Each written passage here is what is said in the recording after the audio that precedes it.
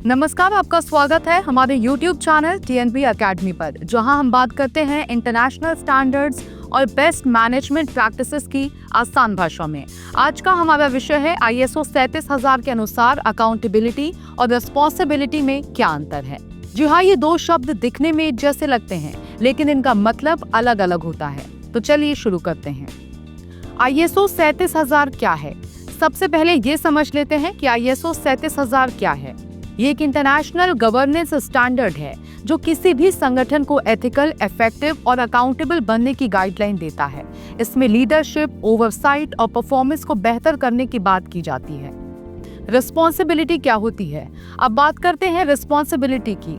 Responsibility का मतलब है कि किसी काम को करने की जिम्मेदारी होना, यानी कि आपको एक काम सौंपा गया है और उस काम को पूरा करना आपकी जिम्मेदारी है। उदाहरण के लिए समझ लेते हैं, अगर एक मैनेजर को रिपोर्ट तैयार करने की जिम्मेदारी दी गई है तो उस काम को करना या करवाना उसकी रिस्पॉन्सिबिलिटी है। ये एक्शन ओरिएंटेड होती है, मतलब कि काम करना।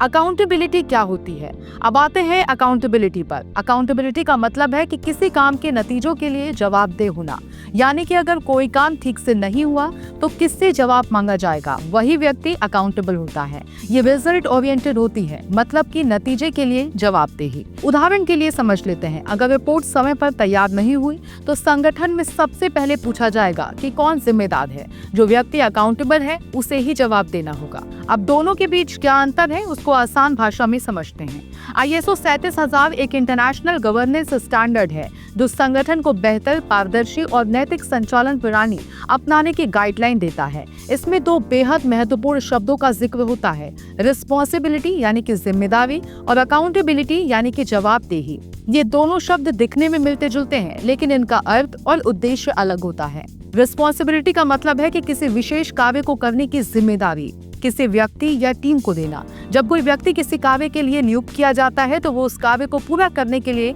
जिम्मेदार होता है। उदाहरण के तौर पर, अगर एक टीम लीड को क्लाइंट रिपोर्ट तैयार करने की जिम्मेदारी दी जाती है तो वो उस काम को समय पर और सही तरीके से करने का उत्तरदायी होता है। रिस्पॉन्सिबिलिटी मुख्यतः कार्य यानी कि टास्क पर केंद्रित होती है, तो वहीं दूसरी ओर अकाउंटेबिलिटी का मतलब होता है उस कार्य के परिणामों के लिए जवाबदेह होना। यदि रिपोर्ट समय पर नहीं बन पाई या उसमें कोई भी गलती रह गई तो संगठन में ये देखा जाएगा कि कौन व्यक्ति इन नतीजों का उत्तरदायी है। वो व्यक्ति अकाउंटेबल कहलाता है। ये नतीजों पर आधारित होती है और अक्सर सिर्फ एक ही व्यक्ति को पूरी जवाबदेही दी जाती है। इसलिए कहा जाता है कि रिस्पॉन्सिबिलिटी को साझा किया जा सकता है, लेकिन अकाउंटेबिलिटी एक ही व्यक्ति की होती है। ISO 37000 के तहत एक कुशल गवर्नेंस सिस्टम वही माना जाता है जहां कार्यों की जिम्मेदारियां स्पष्ट रूप से बांटी गई हो और हर कार्य के नतीजों के लिए एक तयशुदा जवाबदेह व्यक्ति की पहचान की गई हो।